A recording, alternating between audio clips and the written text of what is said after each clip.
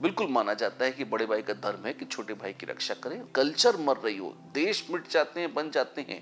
दुष्ट से दुष्ट लोगों में अगर आप नादिर शाह और औरंगजेब को ले लें, भारत देश हमारा प्रणाम।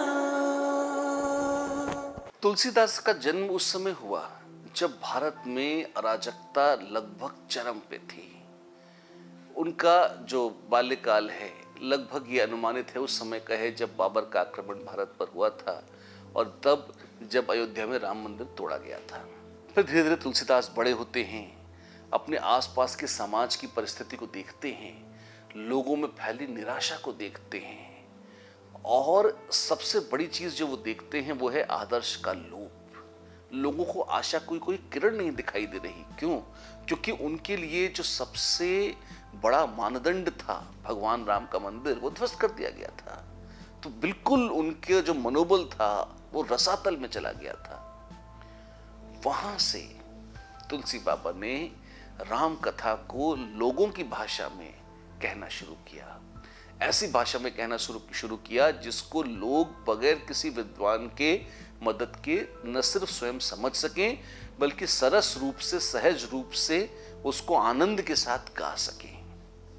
उन्होंने आदर्श की फिर प्रतिष्ठा करी और उस आदर्श की प्रतिष्ठा के बहाने से उन्होंने सारे सांस्कृतिक और सामाजिक मूल्यों की स्थापना करी।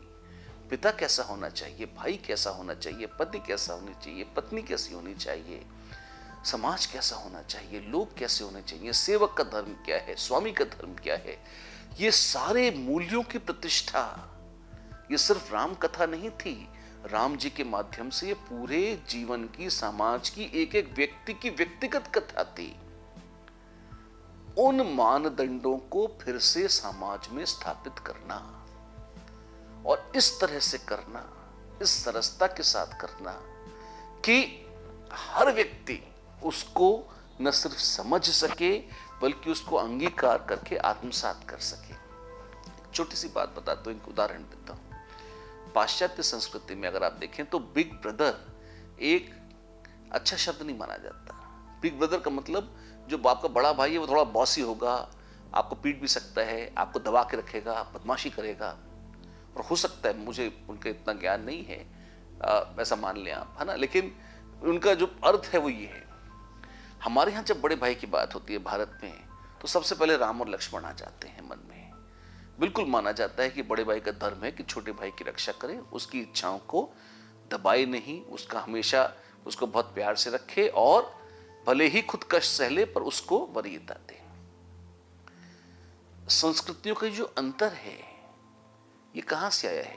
सनातन संस्कृति हमारी तो बहुत पुरानी है, ये सच है, लेकिन समय समय पर उसके जो मैसेज है उसको रीइंफोर्स करने का काम जो किया है वो बहुत बड़े लोगों ने किया है। उनके ध्वजावाहक हैं तुलसीदास। तुलसीदास जी बचपन में शैशव में ही अनाथ हो गए थे। उनको माता का तो देहांत हो गया था, पिताजी ने त्याग दिया था।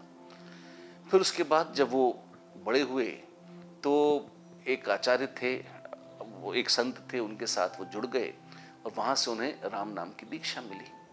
फिर वो काशी चले गए। तो आचार्य जो थे उनका नाम था नरहरिदास जी। और जब काशी चले गए तो काशी में संस्कृत के एक बहुत महान पंडित थे आचार्य शेष सनातन महाराज। उनके आश्रम में वो गुरुकुल में रहकर पढ़ने लगे। भृत्य से रहते थे। भृत्य मतलब आप नौकर की तरह रहते थे, मतलब वो काम भी करते थे गुरु का, गुरुकुल का साफ सफाई का और बाकी सारे जो काम होते हैं, और साथ साथ वो शिक्षा भी प्राप्त करते थे। बहुत मेधावी थे। बड़े हुए, युवा हुए, विवाह हुआ रत्नावली से और फिर उनकी आसक्ति पत्नी में हो गई। और जब पत्नी में वो बहुत आसक्त हो गए तो पत्नी ने ही उन्हें धिक्कार दिया कि जितनी आसक्ति तुम्हारी मेरे अंदर है, अगर उतनी राम में होती तो तुम इस भवसागर से तर जाते। और जो पत्नी उनको प्राणों से भी प्रिय थी, जब उससे उनको इतनी धिक्कार और भर्त्सना मिली तो जो भी उनके पूर्व जन्म के संस्कार रहे होंगे वो जाग उठे एकदम और उन्होंने संसार त्याग दिया। वो सन्यासी हो गए। सन्यास लेकर वो भटकते फिरे। उन्होंने बहुत कुछ जीवन के बारे में, अध्यात्म के बारे में देखा, सीखा, जाना। लोगों के बारे में देखा और सीखा और जाना, और समाज की उस समय जो दशा थी उसको जीवित करने का, एक मरे हुए समाज को जिंदा करने का। आप देखिए, जब एक पूरी संस्कृति, एक पूरी कल्चर मर रही हो, देश मिट जाते हैं, बन जाते हैं, कल्चर अगर मर जाती है तो कैसे बनेगी दोबारा? उस कल्चर को रिकंस्ट्रक्ट करने का काम किसने किया है? वो तुलसीदास ने किया है। उन्होंने उसकी प्रतिष्ठा के लिए राम जी की कथा कही। जब 75 वर्ष की उनकी आयु थी, उन्होंने रामचरितमानस लिखनी शुरू करी। लगभग 3 वर्ष का समय उन्होंने लिया और 3 वर्षों में उन्होंने राम कथा रामचरितमानस के रूप में लिखकर पूरी करी। यही नहीं, उसका बहुत विरोध हुआ, तो उसकी प्रतिष्ठा के लिए भी उन्होंने संघर्ष किया, उसका प्रचार किया, जनमानस में उसकी प्रतिष्ठा करी और उसके माध्यम से सनातन संस्कृति के मूल्यों की प्रतिष्ठा करी। आप ही देखिए, जितने भी महान राजा हुए हैं, कितने भी महान राजा हों या कितने भी दुर्दांत राजा हों, दुष्ट से दुष्ट लोगों में अगर आप नादिर शाह और औरंगजेब को ले लें, और अच्छे से अच्छे लोगों में अगर आप बहुत वीर तत्व लेना चाहें, महाराणा प्रताप को ले लें आप, या अगर आप विद्वानों में, ज्ञानियों में लेना चाहें तो आप स्वामी विवेकानंद को ले लें।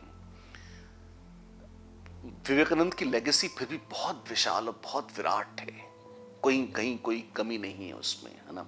लेकिन जब हम राजाओं और राजसत्ताओं की बात करते हैं तो उनका प्रभाव उतना व्यापक और उतना विराट नहीं होता जितना एक कवि का हो सकता है, एक लेखक का, एक विचारक का हो सकता है, एक भक्त का हो सकता है।